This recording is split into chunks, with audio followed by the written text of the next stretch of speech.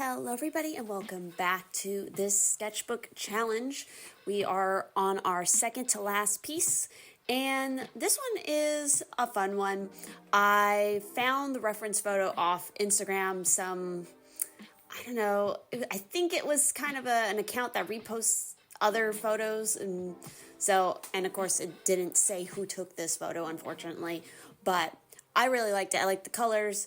I'm a sucker for a good thunderstorm, storms in general. I think they're really cool of course they're not destroying everything in the process. But yeah, I was into the colors that were going on in this image, so of course I sketched it.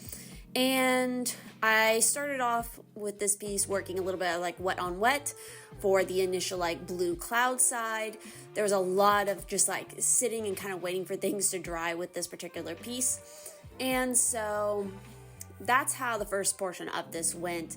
And then as I went along with it, I started going into the other side that's like predominantly, this reference photo, which is the part that is actively raining, and you can tell, which is that really green, foggy area. And so the way that I rendered that, I was also kind of using a little bit of like, it was initially dry, but then it kind of turned into like a wet on wet situation. And it was particularly when I started trying to add in the ground, like the green left side of like the field on that side, that it kind of bled into the other into that rainy section. So I really liked how that turned out with that look, so I just left it that way because I think it was a choice that more so illustrated what was happening again with the rain. And when you have a like heavy downpour of rain like that, it just blurs the whole entire landscape. So I liked how that effect, I think, translated pretty well with the watercolor bleeding into each other like that. So I was really happy with that. And then obviously the last portion of kind of working on this piece was just kind of going back into that giant blue-gray cloud and trying to add a little bit more definition. I pretty much just used 3 colors. It's kind of like I don't know if it's technically a Pans gray, but it's kind of like that. It's like a blue-gray, really dark color. That was my darkest. And then I already had mixed this sort of gray-blue color going on. So that was kind of the combination. I did bring back a little bit of that green ever so slightly, just because in the reference photo you can see some of that reflected light of the green onto the clouds.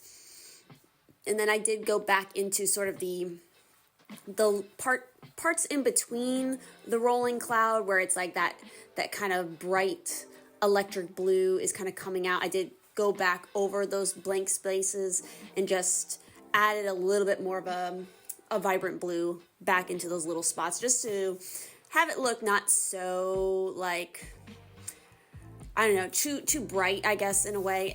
That doesn't quite make sense, but it was more of a white that was left over, and I didn't want it just to be that white color. I wanted to add something back into it.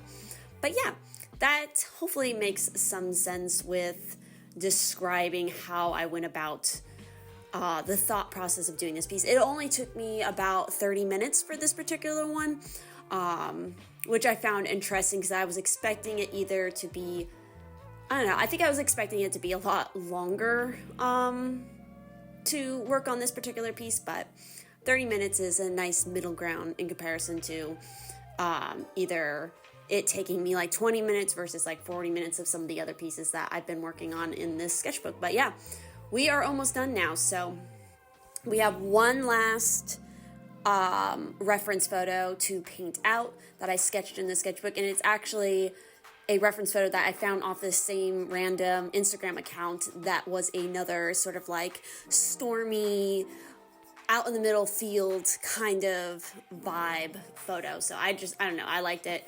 So of course I sketched it. But yeah, I hope you guys enjoy this. And if you have any questions, do let me know. And yeah, definitely do check out all of the links down below in the description, especially the link to the book that I did the book cover for this year. If you go and check that out, it's a huge help to not only me, but also the author, especially if you want a nice, spicy adult read for the winter season to keep you entertained, and maybe not entertained just on YouTube, but yeah.